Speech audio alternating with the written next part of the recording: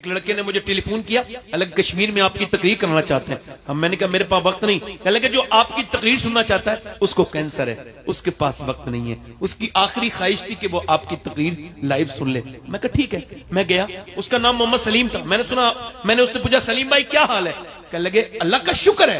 میں نے کہا میں نے سنا ہے آپ کو کینسر ہے. کہنے لگے کینسر کی وجہ سے ہی اللہ کا شکر ہے. کیوں؟ کہنے لگے میں نے بغیر کینسر کے بھی سید صاحب کچھ لوگوں کو اچانک موت نہیں آ جاتی ایکسیڈنٹس، مگر میرے رب کا کرم ہے 2 مہینے پہلے مجھے ڈاکٹر نے بتا دیا تجھے مرنا ہے. میں کہا پھر؟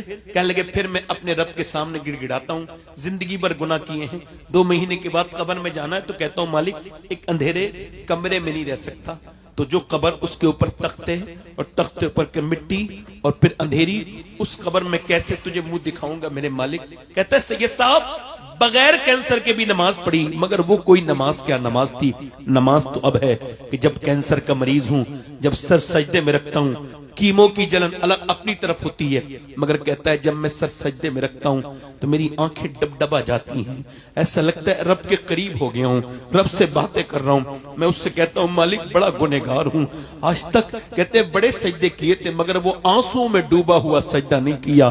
کبھی میں سروا سجدہ جو میں ہوا کہیں تو زمین سے آنے لگی صدا، تیرا دل تو ہے صنم آشنا، تجھے کیا ملے گا نماز میں، تو نے کبھی ایسی نماز ہی نہیں